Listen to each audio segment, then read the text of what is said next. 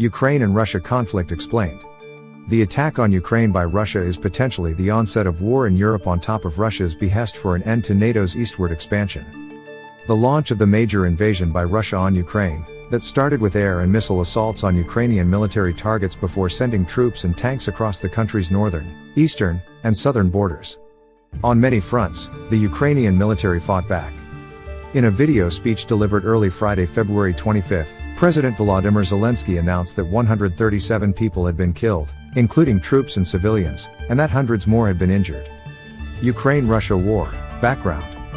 Since the invasion of Crimea in 2014, Ukraine has been living in fear of war with Russia for nearly 8 years. Russia and Ukraine have been at odds for a long time, with Russia claiming Ukraine as a part of its country and opposing Ukraine's developing ties to the West. Russian President Vladimir Putin wants to recapture the former Soviet Union republic. He requested that the Ukrainian military put down their weapons.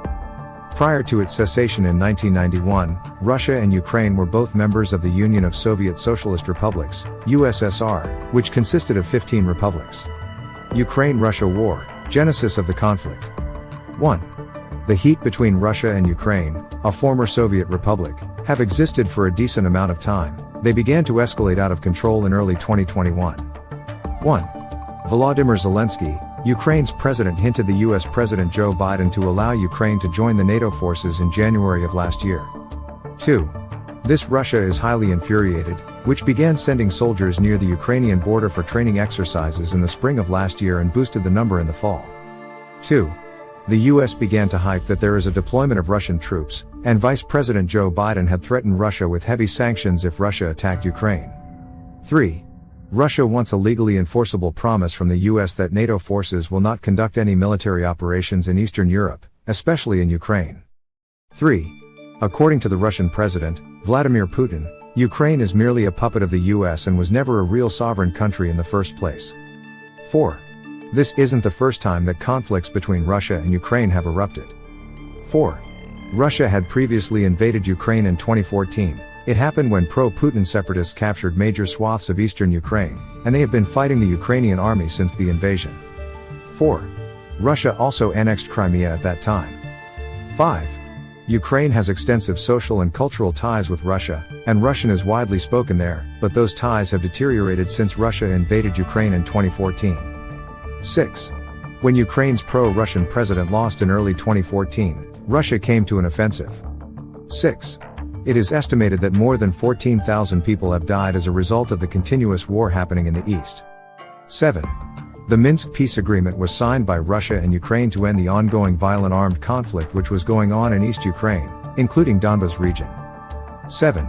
However, as the armed conflict continues, Russia said that it will be sending peacekeepers to the affected region. 7. According to the, Moscow is using it as a cover to occupy sovereign Ukrainian country.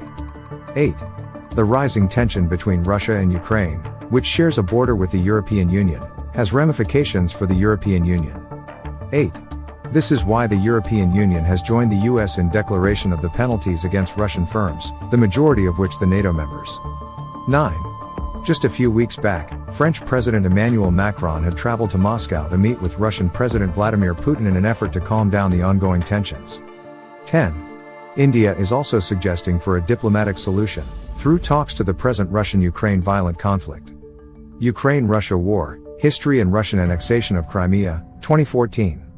1. Russia started annexing Crimea on February 20, 2014. 1.